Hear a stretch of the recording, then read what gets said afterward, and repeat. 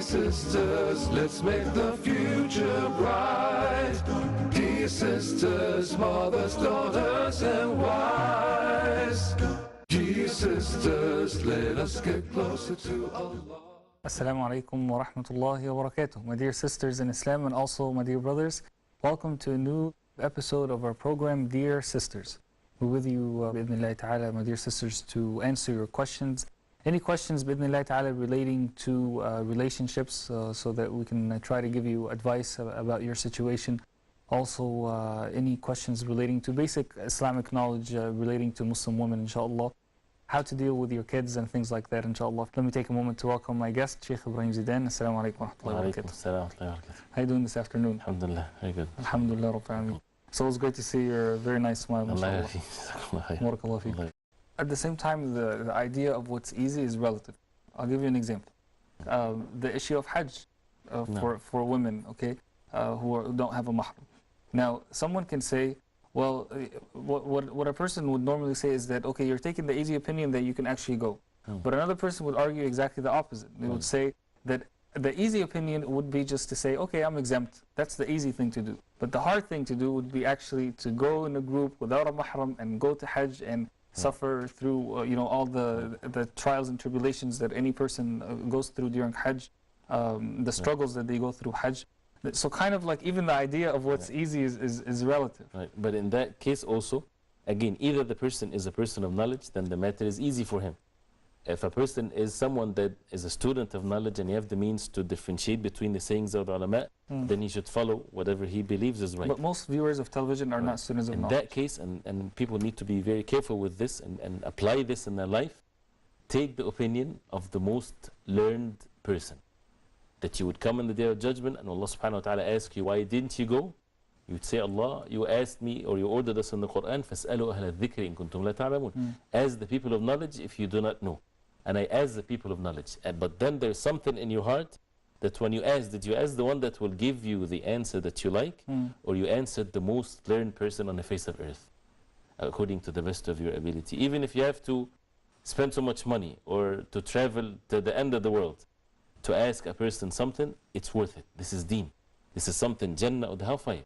So that's why asking the questions, it's not a simple thing. It's not just ask, and whatever the person says, it's his responsibility. He's the one that will be suffering. Me, I'm free. Just take any opinion of any scholar, and you will be freed on the Day of Judgment. This is not the case. So people say, well, it's the responsibility of the scholar on the Day of Judgment. He's going to be the one who's going to be punished. It's his responsibility and the responsibility of the person asking also. And the person asking has a joint responsibility. You have to ask the people of knowledge, not the one that is portrayed by the media as being the people, a person of knowledge. No, you have to take the effort and take the means that this is to the best of your capability, this is the most learned person that you know on the face of earth.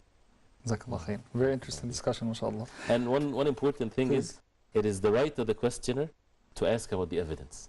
Although the scholar doesn't have to give the evidence. But if the scholar is being asked, either he has it on top of his mind and he would say it, or he would say, I'll get back with you. But this is one of the rights of the questioner, to make sure also that he worship Allah subhanahu wa ta'ala on clear evidence. Sheikh Ibrahim, there's a question about male circumcision, and it's asked by a sister who she met a non-Muslim person. She convinced him to accept Islam. He used to be a Hindu man, and now he's a Muslim. And he wants to get married to her. She accepts, but he refuses to be circumcised. So she's asking, is male circumcision a requirement for her to be able to get married to him or not? This is one of the issues that has differences of opinions.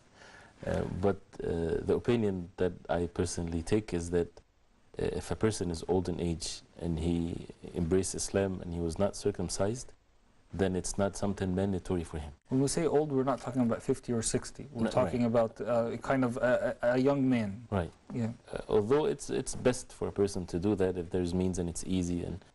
But he doesn't have to. Why? Because as the ulama, they say when the Sahaba radiallahu anhum went into the different lands and people embraced Islam with the hundreds and thousands of people, and even at the time of the Prophet ﷺ, you would never hear that the order was given to these masses that they need to be circumcised.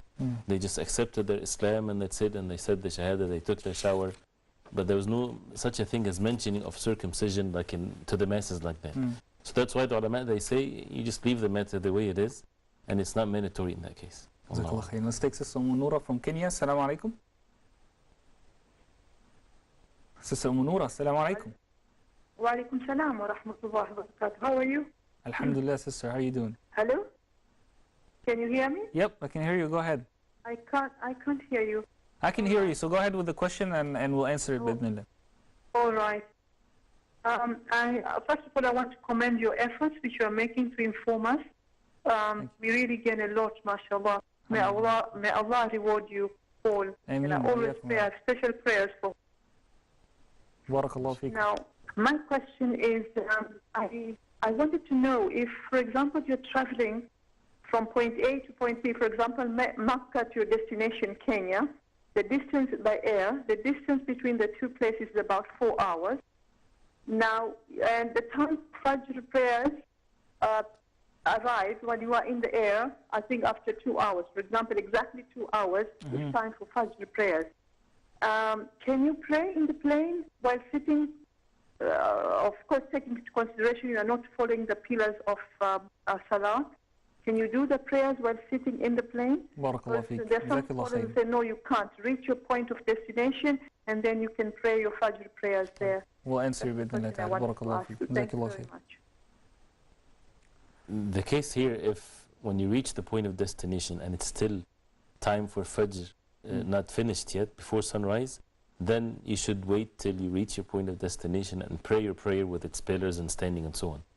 But if you would miss the Fajr prayer, the sun would rise before the plane lands, then you have to pray in the plane. There's no such a thing that you wait, because the time of Fajr is limited. Even if you're praying sitting down? Even if you're praying sitting down. And the issue of praying in the plane, it depends on the situation. If there are means for the person to stand and make the salah normally, then the person has to do it this way. If there's no such a way, there's no mean to do that, then if you can stand while making takbiratul ihram, and when you make ruku' and sujood you sit down, then you should do it this way. If you can't, and you can just make the takbiratul ihram and then sit down, then do that. So it depends on whatever means you can do the best you can, and if you can't do any of that, just pray sitting. If you can just face the qibla when you start the salah, and then after that you continue the salah normally, then this is what you have to do. As Allah subhanahu wa ta'ala says in the Quran, فَاتَّقُوا اللَّهَ مَا اسْتَطَعْتُمْ, that be obedient to Allah to the best of your ability. So in that case, if you're going to miss the salah after the plane lands, pray in the plane. You have to do that, even if you have to pray sitting, because there's no other means to do that. Jazakallah khair. Barakallahu feek. We have another question. Sister, she says she used to be on contraceptives and her period has changed. Instead of it being 4 days, now it's 12 days. And it was irregular for a day or so, and then it would resume again. But the bleeding would completely stop after 12 days. So what should she do when it comes to prayer and and this is another issue where I would say if and so on. If it's period blood, and women, they would get to know the nature of the blood, if she has the mean of differentiating whether it's the color or the smell. If it's blood of the period, then she is not to pray or to fast, and would treat it as a normal period. But if the blood is changing and she has the ability to differentiate between the two different bloods, then when it's not the blood of the period, then she makes wudu for every salah and she makes the salah. So it depends on if it's a blood of the period or not. And even if it's 12 days, there is no harm. Even if it's 12 days, it's not taking more of the month, right? So she would be able to know that if she doesn't have the ability to differentiate between the blood, and it's more than what's the norm is, then she has the norm of the days, and then what is extra of that, she would make the wudu for every salah and make the salah. So these questions, again, it has to have some, we have to ask questions whether she know the difference between the blood or not. I think most sisters do, so because she was able to recognize that it was 4 days before, but now she doesn't know, because like you said, it goes and then comes back. But if you're sure that it is the blood of the monthly cycle, then you should not pray. Right. Perfect. Yeah. Jazakallah khair. We're going to take a short break, inshallah. When we come back, my dear sisters, we will be answering some of the questions that we got. So please stay with us, inshallah. Dear sisters, let us get closer to Allah. Dear sisters, let us learn of Rasulullah.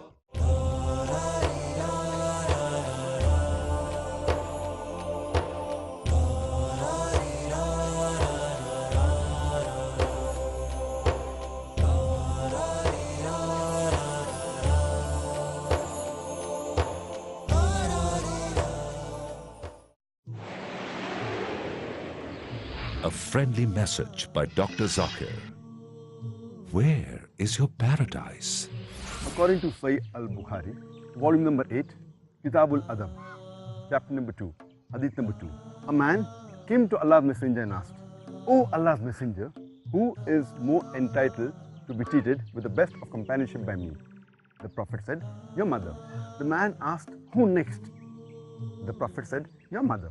The man further asked, "Who next?" The Prophet said, "Your mother." The man asked for the 4th time, "Who next?" The Prophet said, "Your father," which means 3/4, that is 75% of your companionship goes to your mother. And 1/4, that is 25% of your companionship goes to your father. In short, the mother gets the gold medal, she gets the silver medal, as well as the bronze medal. The father has to be satisfied with a mere consolation prize. It is specified in Sunan Nasai, Kitabul Jihad, chapter number 6, hadith number 3106. Prophet Muhammad, peace be upon him, said, "Paradise lies beneath the feet of your mother." Peace TV, the solution for humanity. Islam covers all aspects of this life and the hereafter. We begin with the letter A. A is for what?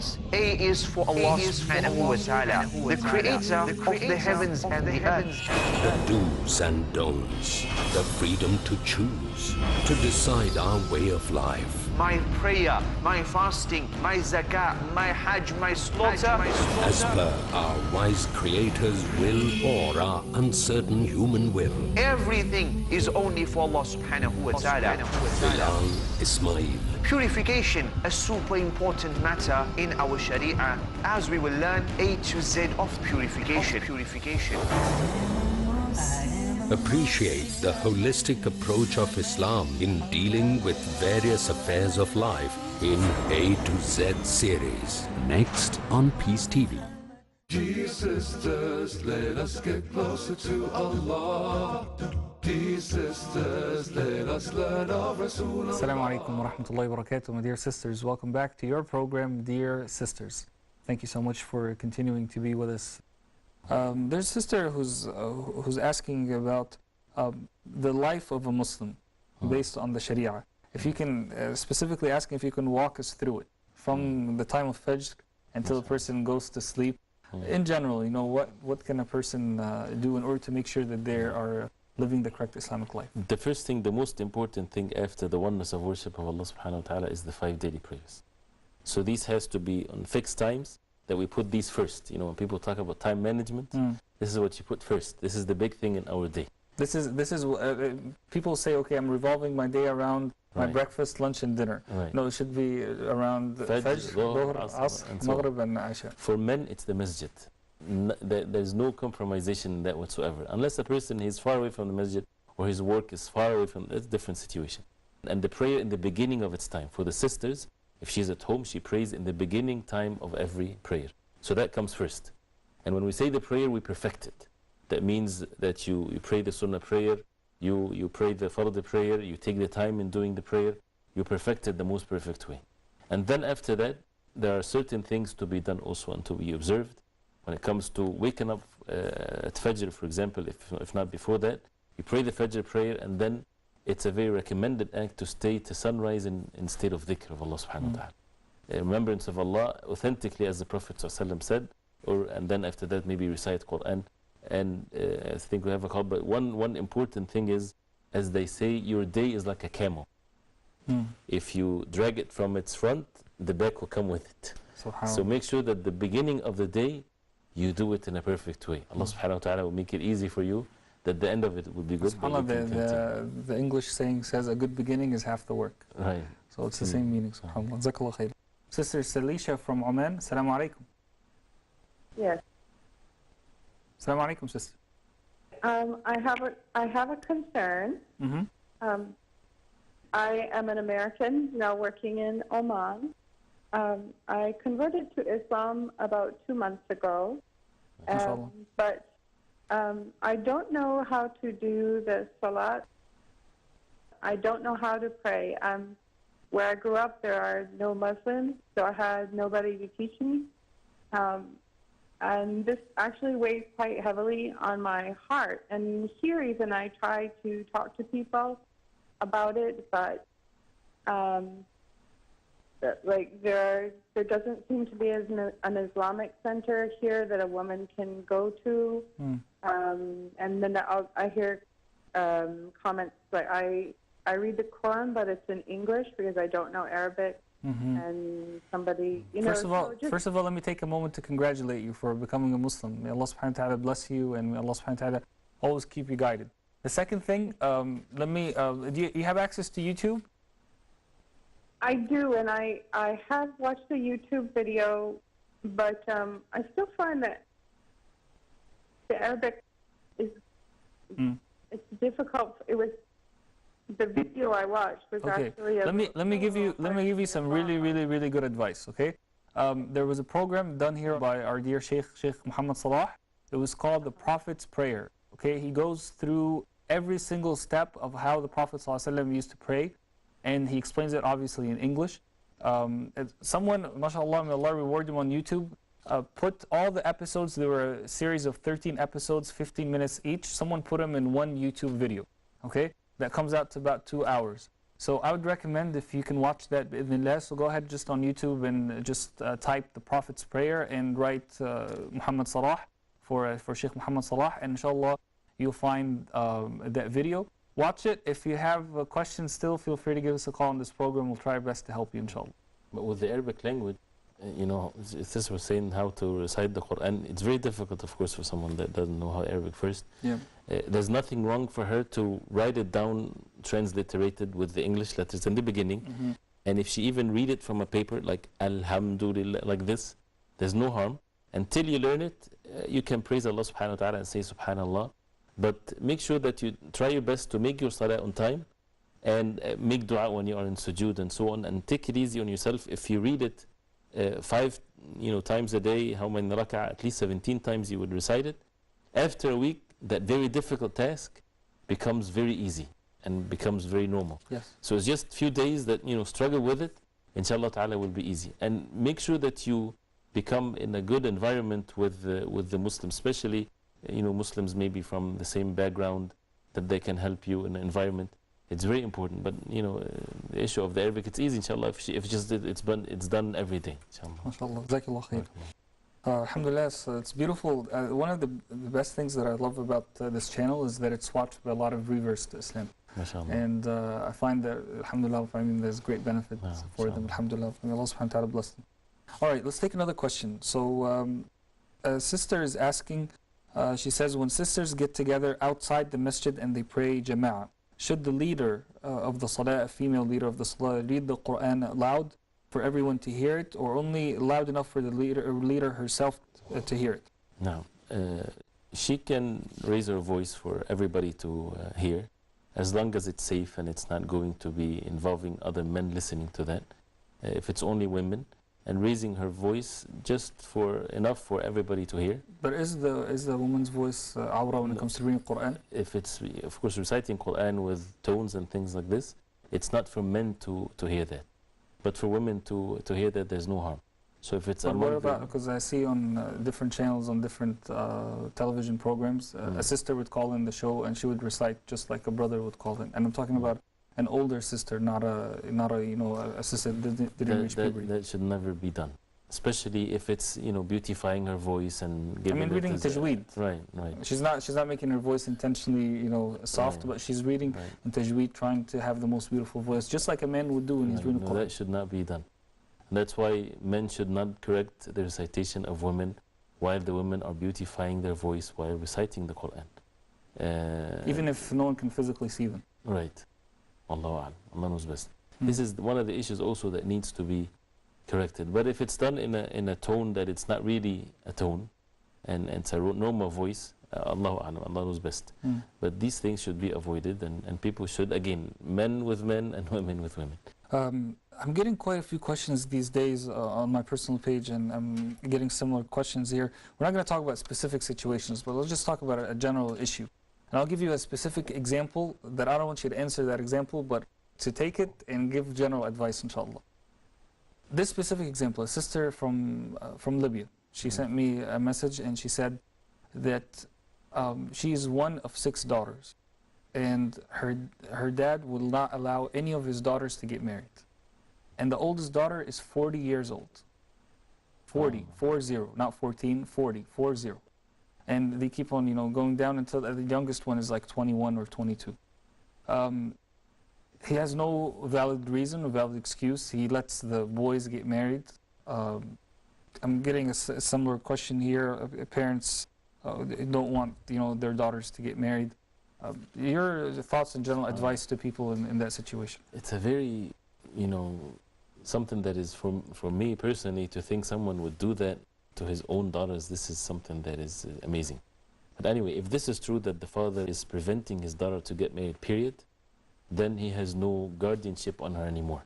She can go to the judge in her locality, or she can go to the scholar or whatever, and then she should get married. When we're not talking about he's preventing her from marrying a specific person. Right. We're talking about entirely. Right. Okay. She's not going to get married. And every time somebody comes and he is righteous and has all the means to get married, and he refuses just for the sake of keeping her like that without being married, then she has the right to get married.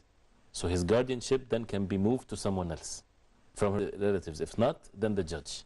And there's no harm on her. Actually, it's a duty on her if she's, of course, she's in need to get married. Of course. Jazakallah khair. Sister Naima from Kenya. Assalamu alaikum. Assalamu alaikum, Sister Naima. Wa alaikum salam. Go ahead, sister. Yep, go ahead. Is a woman's voice an aura? We just answered that question a moment ago. Were you listening to us? No, I wasn't. Okay, inshallah, we'll answer you. In general, is a woman's voice awra? There's no such a thing as the woman's voice is awra. Allah subhanahu wa ta'ala says it in the Quran, فَلَا تَخْضَعْنَا بِالْقَوْلِ فَيَطْمَعَ الَّذِي فِي قَلْبِهِ مَرَضٌ. Softening the voice of the woman, that is what is not permissible. So as you said earlier, the natural voice. The natural voice. That's fine. And if it's talking about something serious, there's nothing wrong with that. Women used to buy and sell, answering the phone, whatever there is, as long as there's no fitna involved, and she speaks seriously. But once you start cracking laughs and softening the voice, and the thing that is between a husband and a wife, where she softens the voice to her husband, that's only to the husband, not for any other men. And the ayah is clearly mentioning that because of those who have sicknesses in their hearts, that should not be a mean for them to be affected by that. But the normal voice, when they say the woman's voice is awra, voices speaking and things like this is not awra. But singing, for example, or things of that nature, definitely this is not permissible. So when you were talking earlier, we were specifically talking about a woman reading Quran in public, in front of men, whether on television, whether... with beautifying her voice. But if she's quoting a verse, for example, like we would say, Allah subhanahu wa ta'ala says, قُلْ اللَّهُ أَحَدٌ. I quoted a verse, but I didn't... But if she says it in tajweed. Right, it says in tajweed, without toning, there's no harm. But having a tone to it. Right? She says it in tartil. In tartil, then that should be avoided. Jazakallah khair. Barakallah feek.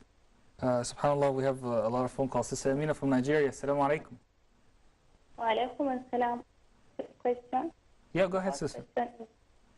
Okay. Is henna, is it bad for a woman to put henna? Are you talking about on her hair or on her body? Okay, on her hands and legs. And my second question is kajal haram for a woman to put on when going out? Makeup, my right? My third question is makeup. I want more explanation on makeup. Okay. Jazakallah khair. Barakallah feek. First question about henna. Did you hear if she specifically talking hands and legs? She said hands and legs. These things with the makeup, with the henna, anything that of adornment to other than the husband or those who are the maharim of the women, it is not permissible to have any form of adornment to strange men, whether it's henna or makeup or anything like that. But these things, if it's done to the husband, to the mahram in your family, your brother is present, he sees that, all these things, there's no harm. It's nothing wrong with that, as long as it's itself not harmful. Some things might be harmful to the body. You're meaning the chemicals used. Right. Okay. But it's usually adorning oneself, that's exclusive to the mahram and not to all men on the face of earth. Okay, we only have about a minute left, so we won't get through all the 3 questions. Let's take the second one, inshallah, and end with that. Makeup. Makeup, the same thing. When it comes to makeup, it's permissible for the woman to have makeup when she's with her husband, and only the husband can see her. But going out in the street for people to see that, that's not permissible. It's a sinful act. And of course, in front of other women, it would be in front okay? of women, no problem, as long as the matter is secured and there's no men would see her and things like this. So again, it's all about adorning oneself and beautifying oneself to other than the husband or the women or those who are permissible for them to see her. And this is, other than that, it's not permissible. Usually we don't talk about personal matters, but we have to, I think, very quickly in this episode. Hope the episode was of benefit, inshallah. Jazakumullah khairan. We'll see you next time, bi'idhnillahi ta'ala. Wassalamu alaikum wa rahmatullahi wa barakatuh. Dear sisters, let us get closer to Allah. Dear sisters, let us learn of Rasulullah. Dear sisters, let's make the future bright. Dear sisters, mothers, daughters, and wives. Dear sisters, let us get closer to Allah. Dear sisters, let us learn of Rasulullah. Dear sisters, let's make the future bright.